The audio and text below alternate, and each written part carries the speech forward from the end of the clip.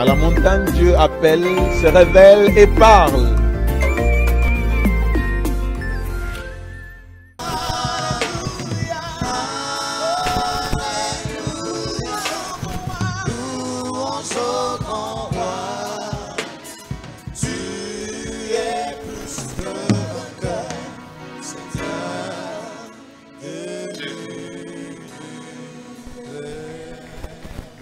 Gloire à Dieu. Nous voulons écouter la parole de Dieu. Et le message de ce matin, nous l'avons intitulé « L'autel de parfum, deuxième partie, ou le mystère de l'exaucement ». Nous sommes dans Luc chapitre 1er, nous lirons les versets 5 à 7, puis les versets 9, 11 et 13. La parole de Dieu déclare: durant le règne d'Hérode sur la Judée, il y avait un prêtre du nom de Zacharie, de la classe d'Abia. Sa femme était une descendante d'Aaron et s'appelait Élisabeth. Tous deux étaient justes devant Dieu. Ils suivaient d'une manière irréprochable les lois du Seigneur. Ils n'avaient pas d'enfants parce qu'Élisabeth était stérile et ils étaient l'un et l'autre d'un âge avancé. Verset 9. Il fut désigné par le sort d'après la règle en vigueur pour les prêtres pour entrer dans le temple du Seigneur et y brûler le parfum. Verset 11. Alors un ange du Seigneur apparut à Zacharie et s'étant debout à droite de l'autel de parfum. Verset 13. Mais l'ange lui dit: n'aie pas peur, Zacharie, car ta prière a été exaucée. Ta femme Élisabeth te donnera un fils et tu l'appelleras Jean. Que le Seigneur vous bénisse. Nous pouvons nous mettre. Bien-aimés, dans ce passage, on nous raconte l'histoire d'un sacrificateur et ce qu'on dit de lui au verset 7 fait ressortir 4 catégories de personnes à qui je veux m'adresser ce matin. La Bible nous dit, première chose, qu'il n'avait pas d'enfant. C'est-à-dire qu'il manquait quelque chose. Ce matin, je suis venu m'adresser à cette première catégorie d'enfants de Dieu. La catégorie de ceux, comme Zacharie, pour une raison ou une autre, manque quelque chose. Santé oyo batunyon so bazanango, ye asangi yango. Bana oyo tina bato maboma bazo bota ba misusu bazo bwaka, ye asangi yango. Libala oyo tina baleki bazo zwa, ye asangi yango. Ce matin, je suis venu m'adresser à cette catégorie de personnes. Il te manque quelque chose au point que tu n'arrives pas à croire que c'est à toi que cette situation arrive. Il te manque quelque chose au point que tu te demandes, est-ce à moi que Dieu a laissé arriver ce malheur? Il n'avait pas d'enfant.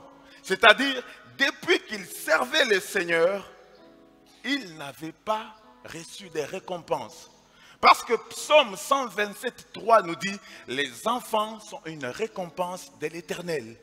Ce matin, je suis venu m'adresser à cette deuxième catégorie d'enfants de Dieu qui, lorsqu'ils regardent leur vie, eux qui ont servi Dieu depuis leur jeunesse, quand ils regardent tous les combats qu'ils ont endurés dans le ministère d'un côté et ce qu'ils vivent de l'autre, ils n'arrivent pas à comprendre. Ils se demandent même pourquoi Dieu ne peut-il pas me récompenser même pour le peu que j'ai fait pour son œuvre. Il n'avait pas d'enfant, c'est-à-dire que son futur était incertain. Parce que quand nous lisons Luc chapitre 4, à partir du verset 38, la Bible nous montre que si la belle-mère de Pierre habitait chez Pierre, c'est parce que sa fille était la femme de Pierre. Et c'est là que Jésus est allé pour la guérir. C'est que celui qui a un enfant est sûr qu'à sa vieillesse, quelqu'un s'occupera de lui. Son futur est assuré. Ce matin, je suis venu m'adresser à cette troisième catégorie d'enfants de Dieu qui ne savent pas de quoi demain sera fait. Ce matin, je parle à quelqu'un dont l'avenir est incertain. Ce matin, je suis venu parler à quelqu'un qui est comme Zacharie. Ce que Zacharie vivait dans le présent avait rendu son futur incertain. Tu es ici, ou peut-être tu vas me suivre. Ce matin, je suis venu te dire, et peut-être tu te poses aussi la question, quand tu regardes ta position et la situation que tu es en train de traverser, ça peut être la perte du travail. Ça peut être la perte d'un des parents ou de deux. Quand tu regardes ta position par rapport à cette situation, tu n'arrives plus à te demander, tu ne sais pas comment tu vas faire pour continuer tes études. Comment tu vas faire pour payer la maison? Comment tu vas faire pour manger? Deuxième chose, la Bible dit qu'ils étaient l'un et l'autre avancés en âge. C'est-à-dire, c'était déjà devenu trop tard. C'était devenu impossible. Ce matin, je parle à cette catégorie d'enfants de Dieu pour qui la solution à leurs problèmes est devenue impossible. Cette catégorie qui ne voit plus comment quelque chose pourrait changer leur sort. Ils sont comme Marie et Marthe. Elles avaient fait appel à Jésus pour guérir Lazare, espérant que Jésus allait arriver à temps. Mais Lazare est mort. Ça fait déjà 4 jours. C'est-à-dire, c'est trop tard. Si tu es dans l'une de ces catégories, c'est que la parole de Dieu de ce matin est pour toi. Écoute, malgré que Zacharie n'avait pas d'enfant, malgré que son âge était avancé, la bonne nouvelle est que dans la vie de Zacharie, il avait 3 promesses de Dieu. Je suis venu dire à quelqu'un ce matin, tu peux manquer de tout. Tu peux manquer de l'argent. Les gens peuvent même t'abandonner. Mais si tu as la promesse de Dieu dans ta vie, même dans les déserts, il te fera sortir de l'eau. La première promesse que Zacharie avait, la première promesse que cet homme avait, était dans le nom qu'il portait, Zacharie. Or, Zacharie signifie l'Éternel s'est souvenu. Bien-aimé, son nom était une promesse qui lui disait que malgré sa vieillesse, l'Éternel se souviendra de lui.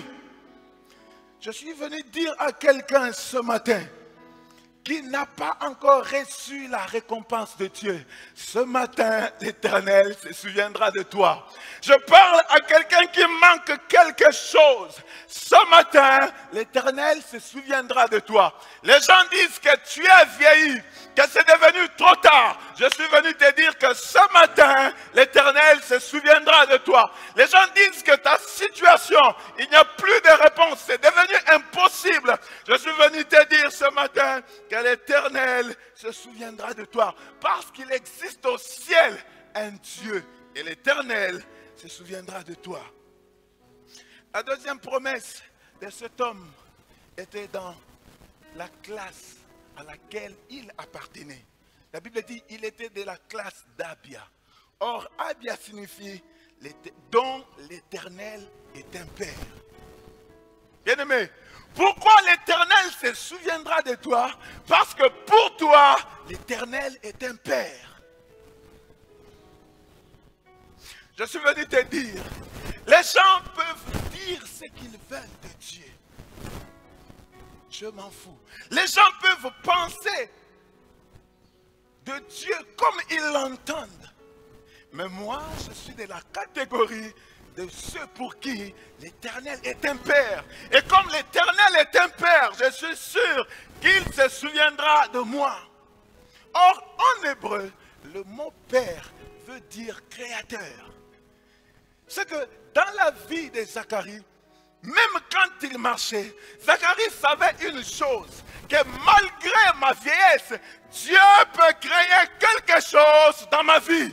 Je suis en train de dire à quelqu'un ce matin, Dieu va créer quelque chose dans ta vie. Dieu va créer quelque chose dans tes projets. Ce que ça libala tikanzambe apesayo. Ce que ça santé tikanzambe apesayo. Ce que ça musala tikanzambe apesayo. Ce que ça délivrance apesayo, ce que c'est élévation, tikanzamba pesayo, et c'est là, dans le nom de Jésus-Christ. La troisième promesse de cet homme était dans sa femme, car sa femme portait le nom d'Élisabeth, qui voulait dire à qui Dieu a fait serment, à qui Dieu a prêté serment.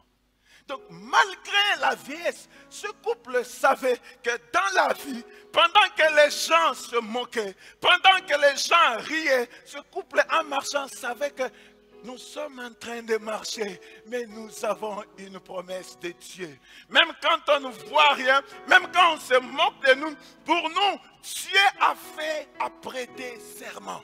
Nazoyebisa mutu moko na tongo lelo ke bilaka oyo nzambe apesi na bomoi na yo eza ndai mobimba nzambe alaki yo ekokokisa makaka. Car ma Bible dit, il n'est pas un homme pour mentir, ni un fils de l'homme pour se repentir. Ce que Dieu promet, il réalise toujours. Écoute, le sacrificateur dont on parle, c'est toi, c'est moi. Parce que la Bible nous dit dans Apocalypse que nous sommes un royaume des sacrificateurs. C'est que Natongo Elelo, Nzambe Akokanisayo. Tu ne me comprends pas. J'ai une bonne nouvelle pour quelqu'un qui manquait quelque chose. Ce matin, Dieu s'est souvenu de toi. Et il va te donner ce qui te manquait. Car ma Bible dit, de la poussière, il tire l'indigent. Du fumier, il relève le pauvre. Pour le faire asseoir avec les grands dans la gloire. J'ai une bonne nouvelle pour quelqu'un qui n'avait pas encore reçu des récompenses de Dieu. Ce matin, Dieu s'est souvenu de toi. Et il va te donner une récompense. Car ma Bible dit, Dieu n'est pas injuste pour oublier votre amour et tout ce que vous avez fait pour son nom. J'ai une bonne nouvelle pour quelqu'un qui s'est dit, ma vie est finie. Ma vie est foutue. Je suis en train de te dire qu'au ciel, il existe un Dieu et il a préparé un poste pour assurer ton avenir. J'ai une bonne nouvelle pour quelqu'un qui s'est dit, quand il regarde sa situation, que c'est devenu impossible.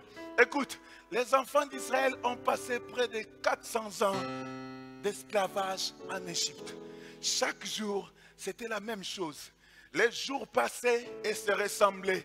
Les années passaient et se ressemblaient. Mais quand Dieu s'est souvenu d'Israël, Israël est sorti de l'Égypte.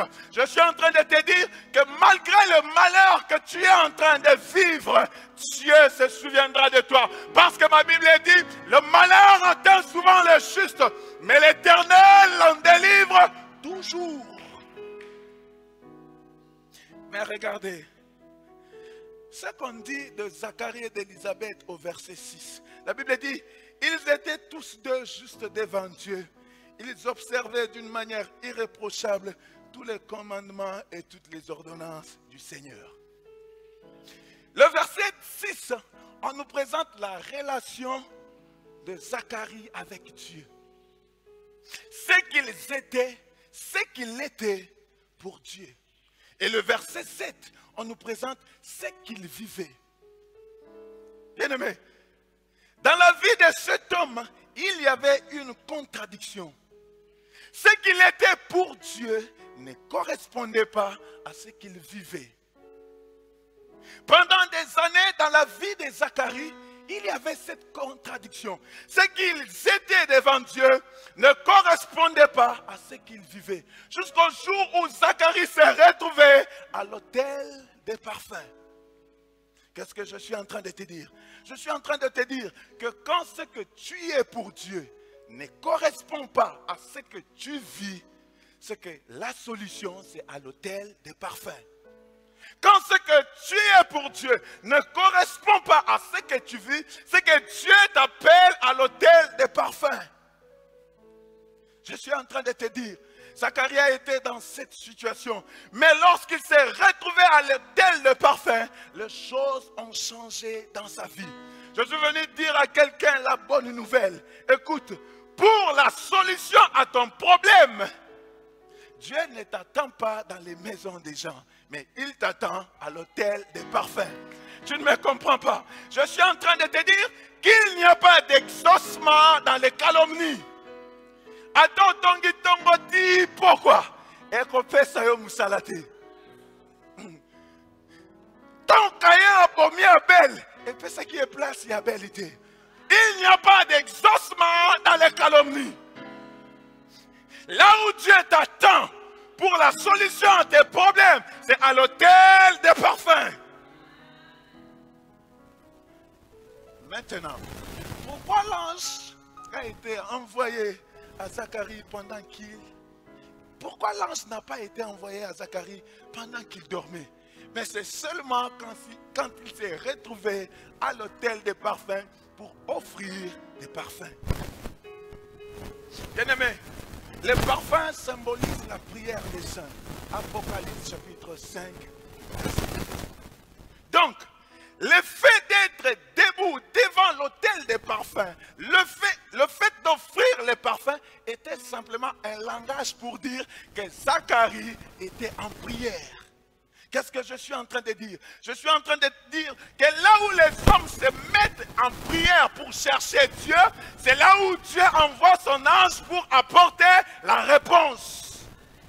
Voilà pourquoi lorsque Daniel est entré en prière pendant 21 jours de jeûne, Dieu lui a envoyé son ange pour lui apporter la réponse. J'ai une bonne nouvelle pour quelqu'un ce matin. Ce matin, Dieu va envoyer son ange dans la vie de tout celui qui va le chercher en prière pour lui apporter sa réponse. Écoute ça que je vais te dire. Pour transformer l'eau en électricité, c'est le barrage d'Inga. C'est le barrage des Zongo. Mais quand on parle de ta vie, peut-être en parlant de ta vie, on dit il est intelligent, mais. Il est beau, mais. Je suis venu dire à quelqu'un ce matin que le transformateur des mains de la vie d'une personne en bonne nouvelle, c'est par la prière. Écoutez, la Sunamite avait un main dans sa vie. Son enfant était mort. Mais quand Élisée a prié, la prière a transformé la mort en la vie. Anne aussi avait un main dans sa vie. Elle était stérile. Mais quand elle est allée dans le temple de Silo pour prier, sa prière a transformé sa stérilité en fertilité. Je suis en train de te dire ce matin que la prière, c'est le transformateur des mains de la vie d'une personne en bonne nouvelle. Ce matin, Dieu va transformer tes mains en bonne nouvelle. Tes combats seront transformés en victoire. Tes larmes seront transformées en cris de joie. Parce qu'il y a quelqu'un qui change les choses. Je suis venu te dire ce matin que le bâton que Moïse avait utilisé pour jeter dans les eaux des Maras, pour changer les eaux amères en eau douce, ce matin, ce bâton est au milieu de nous. Dieu va transformer tes mains en bonne nouvelle. Parce que ma Bible dit, il y a un temps sous le soleil pour toutes choses. Ce matin, je suis venu te dire que le temps de la bonne nouvelle est arrivé pour toi. Le temps de rire est arrivé pour toi. Le temps de chanter est arrivé pour toi. Le temps de danser est arrivé pour toi. Mais regardez, la Bible précise que lorsque l'ange est venu voir Zacharie, avant de lui dire que sa prière a été exaucée, l'ange s'est rassuré de se retrouver à droite de l'autel des parfums. Bien-aimé, pourquoi l'ange ne s'est pas retrouvé à gauche de l'autel des parfums, mais seulement à droite de l'autel des parfums? Zacharie était devant l'arche, devant l'autel des parfums. L'ange pouvait aussi se tenir derrière l'autel des parfums et lui annoncer cette nouvelle. Mais l'ange ne s'est pas tenu derrière l'autel de parfum. Il s'est rassuré de se tenir à droite de l'autel de parfum avant de lui dire « ta prière a été exaucée ». C'est ça le mystère de l'exaucement de la prière. Regardez ce qui s'est passé. En se tenant à droite de l'autel des parfums, pour Zacharie qui était debout en face de l'autel des parfums, l'ange en réalité était à gauche de Zacharie. Qu'est-ce que je suis en train de dire? Je suis en train de dire que l'une des conditions pour vivre l'exaucement de Dieu dans la prière de l'homme, c'est que la gauche de l'homme doit rencontrer la droite de Dieu. C'est quand la gauche de l'homme se retrouve du même côté que la droite de Dieu que cette personne trouve la réponse à ses prières. Je suis en train de dire à quelqu'un ce matin que c'est seulement quand l'ange s'est retrouvé à gauche de Zacharie qu'il lui a dit « Ta prière a été exaucée ». Or, la gauche symbolise la faiblesse. C'est que quand dans la prière de l'homme, il présente à Dieu ses faiblesses, Dieu va lui présenter sa droite qui est la force de Dieu. Première vérité à savoir sur le mystère de l'exaucement est que pour être exaucé, l'homme doit dans sa prière présenter ses faiblesses à Dieu. Voilà pourquoi la Bible nous montre Luc chapitre 18 à partir du verset 10. Deux personnes sont allées au temple pour prier. Mais la Bible nous dit quand le publicain a prié, il est rentré chez lui exaucé. Parce que dans sa prière, il était en train de se taper la poitrine, disant à Dieu, oh Dieu, aie pitié de moi qui suis un pécheur. Il présentait sa gauche, il présentait ses faiblesses. Mais quand le pharisien a prié, la Bible nous dit qu'il est rentré chez lui sans exaucement. Parce que dans sa prière, il était en train de montrer à Dieu comment il donne sa dîme régulièrement. Comment il jeûne 2 fois la semaine. Comment il est plus que les autres. Il était en train de présenter à Dieu sa droite au lieu de présenter à Dieu sa gauche. Il était en train de présenter à Dieu ce qu'il est capable de faire. Il était en train de présenter à Dieu ce qui fait sa force. Je suis venu dire à quelqu'un ce matin, changez ndenge na yo ya kosambela. Quand Dieu veut te voir à genoux, toi tu es debout. Quand Dieu veut voir tes larmes, toi, tu lui montres tes galons de sacrificateurs. Tu lui montres tes pouvoirs de diacre. Tu lui montres tes pétés de prédicateurs. Et tu te demandes pourquoi les choses ne changent pas. Non, c'est parce que tu lui présentes ta droite pendant que lui a besoin de voir ta gauche. Il a besoin de voir tes faiblesses. Je suis venu dire à quelqu'un que c'est par la prière que l'homme présente à Dieu ses faiblesses pour recevoir la force de Dieu. Bien-aimé, l'âge de Zacharie et d'Élisabeth était une faiblesse. L'état d'Élisabeth était une faiblesse. Parce que la Bible dit ils étaient tous d'un âge avancé. Et d'Élisabeth, la Bible dit qu'elle était stérile.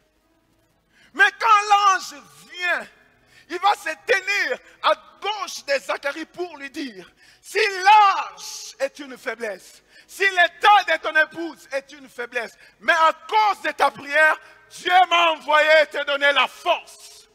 Écoutez, c'est par la prière que Dieu donne à l'homme la force qu'il n'avait pas. C'est par la prière que Dieu donne à l'homme la force, la capacité d'avoir ce qu'il ne pouvait pas avoir. Ce matin, je suis en train de te dire que Dieu va se souvenir de toi. Il va te donner la force de faire ce que tu ne pouvais pas faire, d'avoir ce que tu ne pouvais pas avoir avec ton intelligence, avec ton argent, avec tes relations.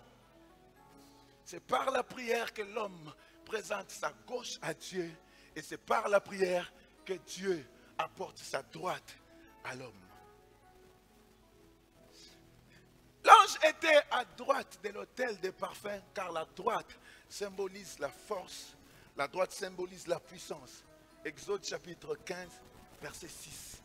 Qu'est-ce que je suis en train de te dire? Je suis en train de te dire, quand se tenant à droite de l'autel de parfum, l'ange était venu donner à Zacharie la force qu'il n'avait pas. Lui qui était vieux, il a eu la force d'avoir Jean-Baptiste. J'ai une bonne nouvelle pour quelqu'un ce matin. Que Dieu te donne la force d'avoir le succès dans tes entreprises. Que Dieu te donne la force d'arriver là où tu ne pouvais pas. C'est seulement quand l'ange s'est retrouvé à gauche de Zacharie qu'il a été dit, ta prière est exaucée. Or, quand nous allons dans Genèse chapitre 35, la gauche symbolise la douleur.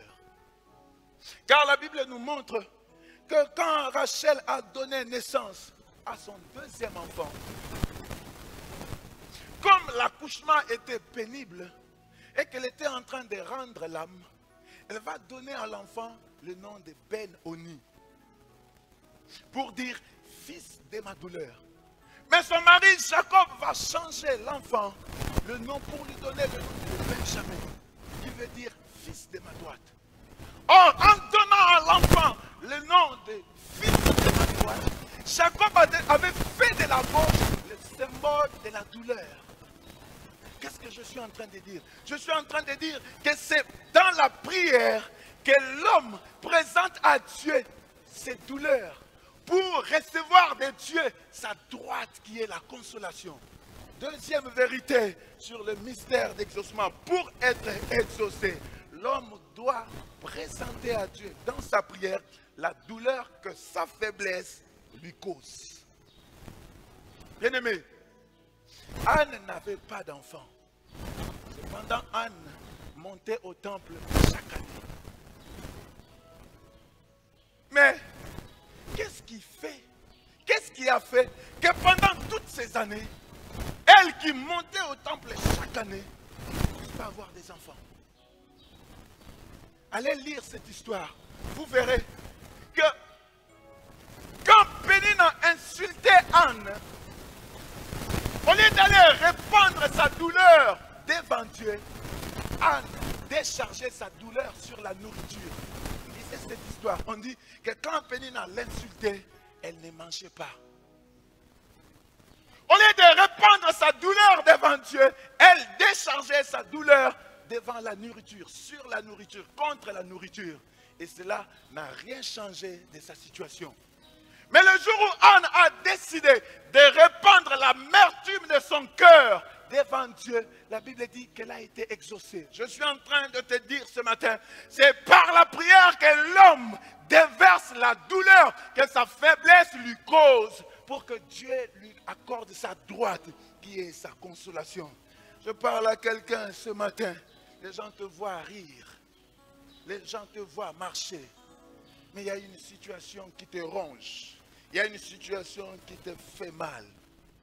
Je suis venu te dire ce matin que la grâce coule encore. J'ai une bonne nouvelle pour toi ce matin. La grâce coule encore. Dieu va mettre fin à ta douleur. Dieu va te consoler. Dieu va te répondre. C'est seulement quand l'ange s'est retrouvé à gauche de Zacharie qui lui a dit, ta prière a été exaucée. Or, quand nous allons dans Genèse chapitre 48, la gauche symbolise la défaveur. Parce que quand Joseph vient avec ses deux enfants, pour que ses enfants soient bénis par Jacob son père, la Bible dit qu'il avait pris soin de placer Ephraïm à sa droite.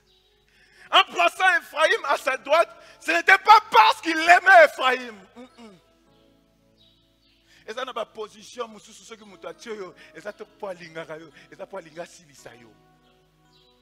n'est pas parce qu'Ephraïm avait eu une promotion.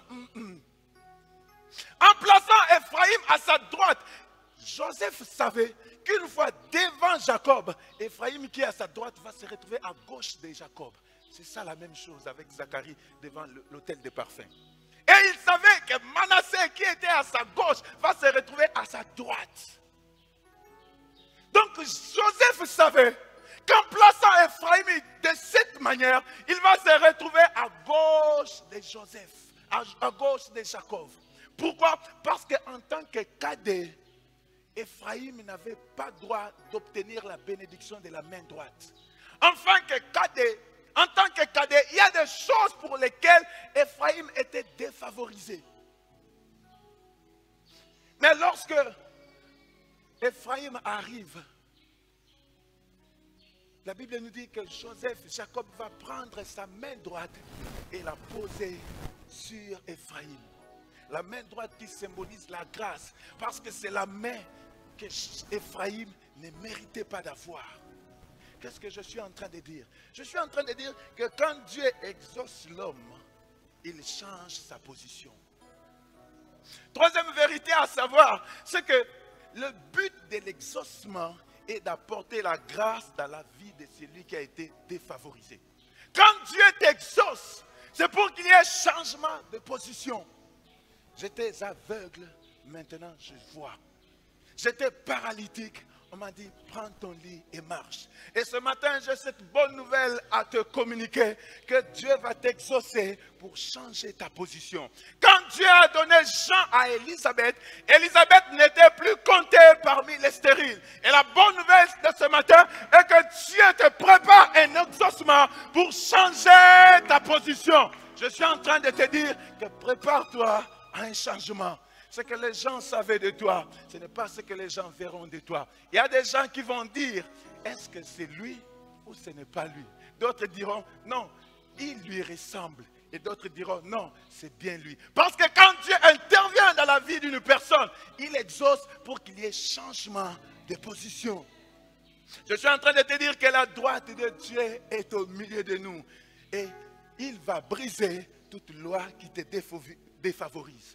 Ce que tu ne pouvais pas avoir, ce que tu ne pouvais pas être à cause d'une loi, la droite de Dieu, parce que la grâce coule, va agir pour changer ta position. Je parle à un Zachée ce matin. Quand tu regardes ta taille, tu te dis que le Seigneur ne me verra pas. J'ai une bonne nouvelle pour toi. Le Seigneur va même entrer dans ta maison. Il ne va pas s'arrêter à te voir, mais il va entrer dans ta maison. Je parle à une Ruth ce matin. Quand tu regardes ta condition de veuvage, quand tu regardes tes origines de Moabite, tu te dis qui va s'intéresser à moi? Je suis en train de te dire que Dieu va envoyer sa droite pour changer ta position parce qu'il t'a préparé un Boaz. Je parle à une Sarah ce matin.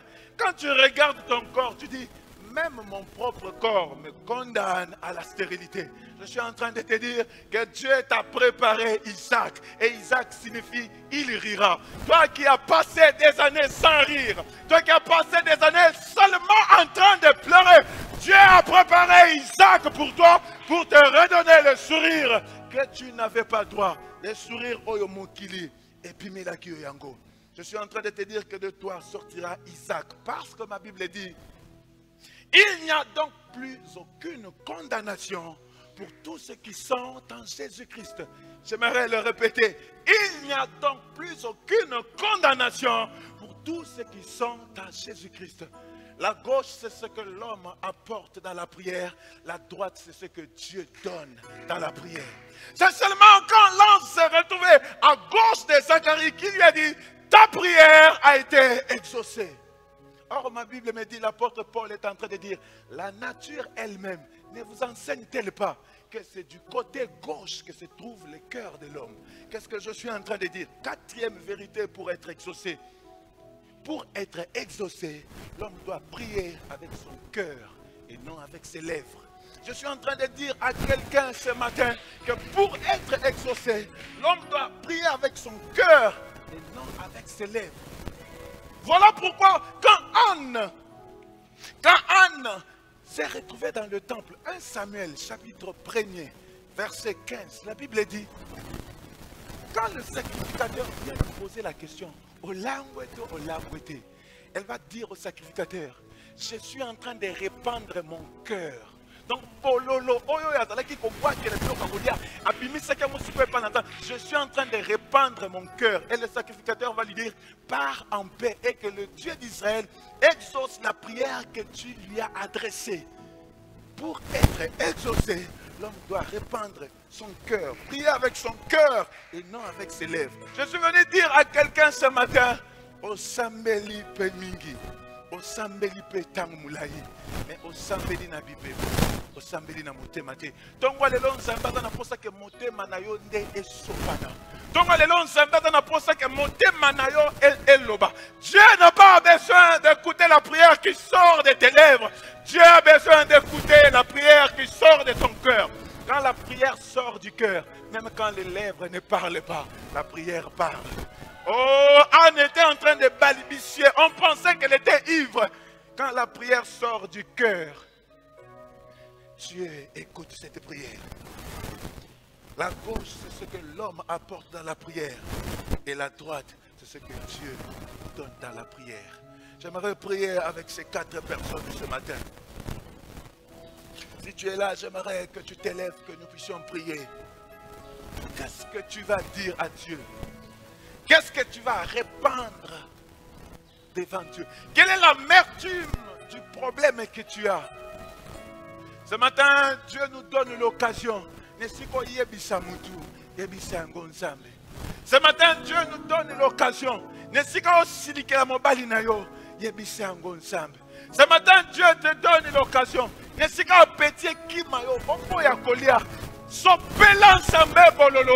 Que Dieu voie ta faiblesse et que Dieu t'accorde sa consolation. Là où tu es, j'aimerais que tu te mettes à prier. Prends la position que tu voudras. Que ton cœur te dicte la position à prendre. Que ton cœur te dicte la prière à faire. Que ton cœur te dicte les paroles à lui adresser. La gauche, c'est ce que l'homme apporte dans la prière. Et la droite, c'est ce que Dieu donne dans la prière. Seigneur notre Dieu, nous venons au-devant de toi ce matin. Nous venons au-devant de toi ce matin, Seigneur. Je viens avec cette maman. Je viens avec ce papa, Seigneur. Je viens avec ce frère ce matin, Seigneur. Ma Bible me dit, venez à moi, vous tous qui êtes chargés et fatigués. Et moi, je vous donnerai du repos. Je suis en train de te prier ce matin, Seigneur, pour ce frère. Oh, Pierre était en train de dire, à qui irions-nous? À qui irions-nous? À qui irions-nous, Seigneur notre Dieu? Oh, c'est toi, Seigneur, qui change les temps et les circonstances. C'est toi qui change les temps et les circonstances, Seigneur. Ce n'est pas l'âge. Ce n'est pas, Seigneur notre Dieu, la condition sociale. Oh, Dieu Tout-Puissant, ce matin, nous venons auprès de toi. Écoute maintenant, Seigneur, que ces larmes soient devant toi. Que ces paroles, Seigneur notre Dieu, qui se chuchotent maintenant soient devant de toi. Père éternel, que ton ange, envoie ton ange maintenant. Envoie maintenant ton ange près de ce frère. Envoie maintenant ton ange près de ce frère. Envoie maintenant ton ange près de cette sœur. Maintenant, Seigneur, qu'il te présente sa gauche. Accepte de lui présenter ta droite, qui est ta consolation. Je suis en train de te prier maintenant. Je suis en train de te prier maintenant. Oh, que dans ta prière, qu'il te retrouve devant toi. Prière qu'il soit en train de te parler. Que dans ta prière, qu'il soit en train de te parler, Seigneur. Que dans ta prière, qu'il soit en train de te parler, Seigneur.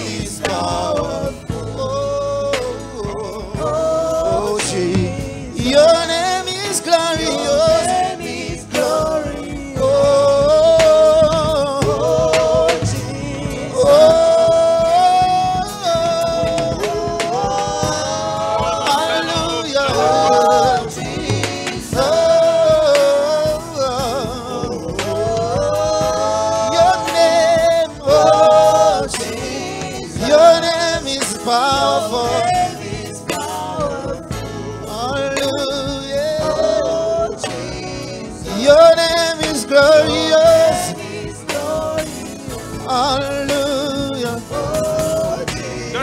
Your name is powerful. Oh, your name is glorious.